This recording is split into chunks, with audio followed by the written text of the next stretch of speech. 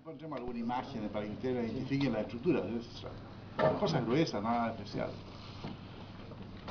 Bueno, el cerebelo, esta es la zona del cerebelo, ¿verdad? Es una estructura que parece más vinculada con esta zona que con el resto del cerebro. Profe, yo creo que un poquito más medio. Acá. Ya. Entonces, esto es cerebelo, ahí está, y acá abajo está el tronco del encéfalo. Todo esto es tronco del encéfalo, vamos a verlo acá, así. Esto es cerebelo. Efectivamente, el cerebelo, hay zonas del cerebelo que se conectan con el tronco. Es eso, ahí forma parte de un cierto circuito en los que yo he empezado a hablar.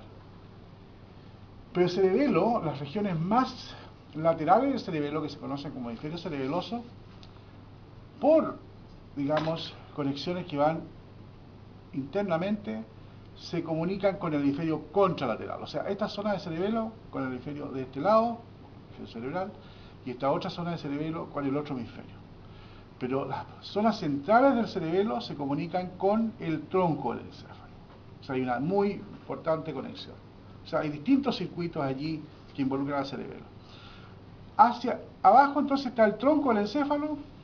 En la primera parte está el puente, que aquí está un poco deprimido, toda esta zona, y luego entonces viene el bulbo raquídeo, y después la médula espinal, que es la que estaba medio doblada allí, es un segmento más de médula. Después, en esta posición, ustedes ven, tienen que ver después en sus preparaciones, hay dos estructuras redondeadas, que originalmente se conocieron como colículos. En realidad, originalmente se conocieron como testes. ¿Y saben por qué le pusieron testes? Porque se parecían, los anatomistas eran medios freudianos para sus cosas, se parecían a dos testículos. Aquí en este caso son asimétricos los testículos, pero estos originalmente eran los testes, anterior y posterior, y luego se recibió el nombre entonces de colículo anterior y colículo posterior. El colículo anterior está vinculado al control reflejo visual y el posterior al control reflejo auditivo. O sea, son estructuras sensorio-motoras, los colículos. Y en un nivel de procesamiento de información mucho más básica que lo que hacen las cortezas que están involucradas en esas funciones. Cerebelo, bueno, cerebelo claramente en su momento veremos las funciones, pero gruesamente veremos que está vinculado con procesos de tipo, es una estructura sensorio-motora también, recibe aferencias sensoriales y procesa señales motoras, y se comunica con la corteza en movimientos de alta complejidad. Y aquí los colículos pueden tener, pero para ustedes ya empieza a tener bastante más importancia esa estructura que viene a continuación de los colículos que se ve allí. Esa estructura redondeada. Ese es el tálamo.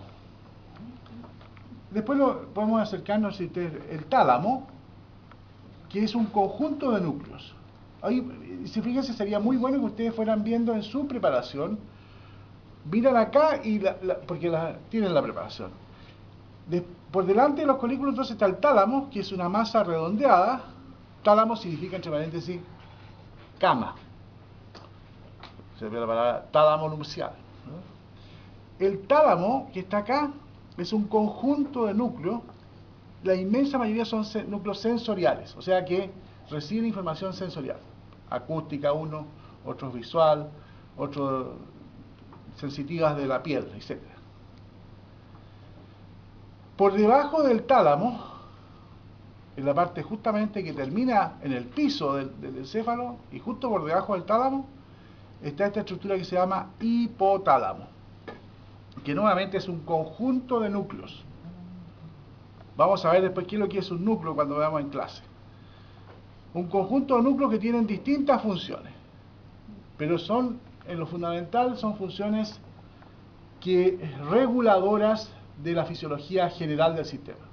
Controladores de temperatura, controladores de la ingesta de alimento y de agua,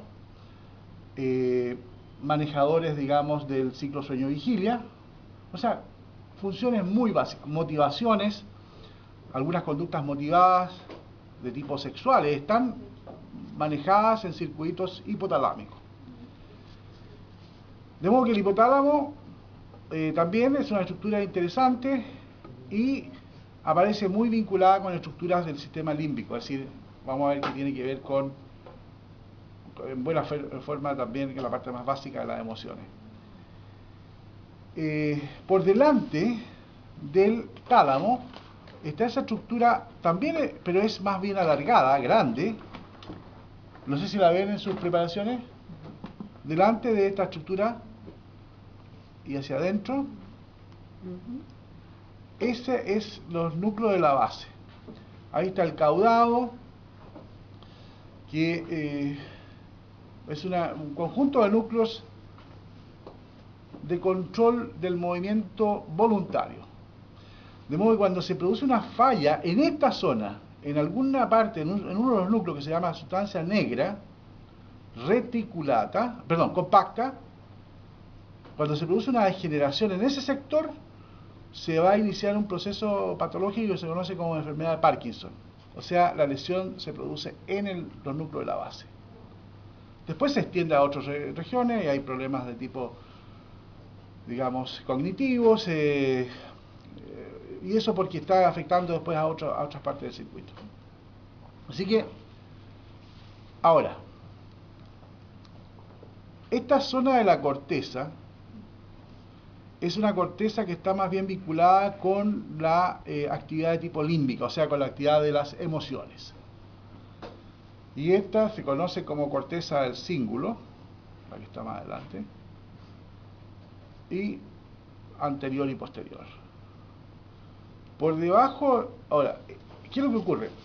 Justo al final de la cisura interhemisférica, porque aquí en el otro hemisferio, aparece esa estructura que está acá, que es un sistema de fibra que está acá. Este sistema de fibra es el cuerpo calloso que comunica este hemisferio con el otro hemisferio.